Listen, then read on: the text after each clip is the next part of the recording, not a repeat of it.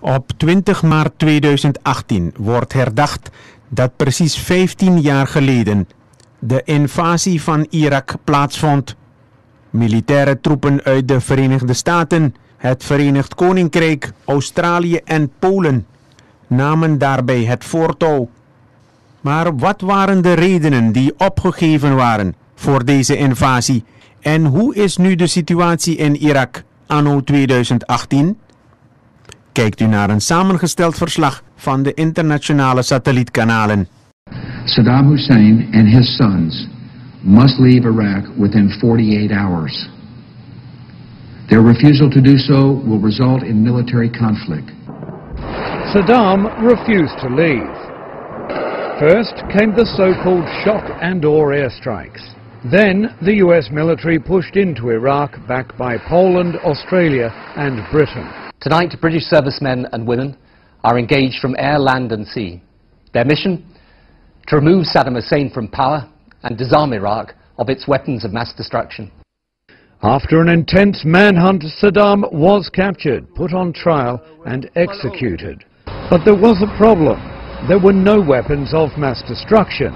Despite this, many Iraqis did initially welcome the US troops. The wish for change was a dream for Iraqis, therefore toppling the former regime was not a mistake. What happened after the ex-regime fell was that we failed to provide a good example with our politics. Shiite Muslims who had been marginalized under Saddam found new freedom. Sunnis who had been favored by Saddam suddenly found themselves out of work and often persecuted. The disbanded, largely Sunni army morphed into an insurgency, while Shiite leaders founded militias. They targeted each other, the coalition forces, but mostly civilians. Hundreds of thousands died. The US military also became embroiled in a series of controversies, including the treatment of detainees at Abu Ghraib prison. Out of the chaos arose extremist groups like Al-Qaeda in Iraq and ultimately ISIL, which managed to easily overrun predominantly Sunni areas, many of which had complained of persecution since the fall of Saddam. ISIL has now been defeated and the guns are largely silent.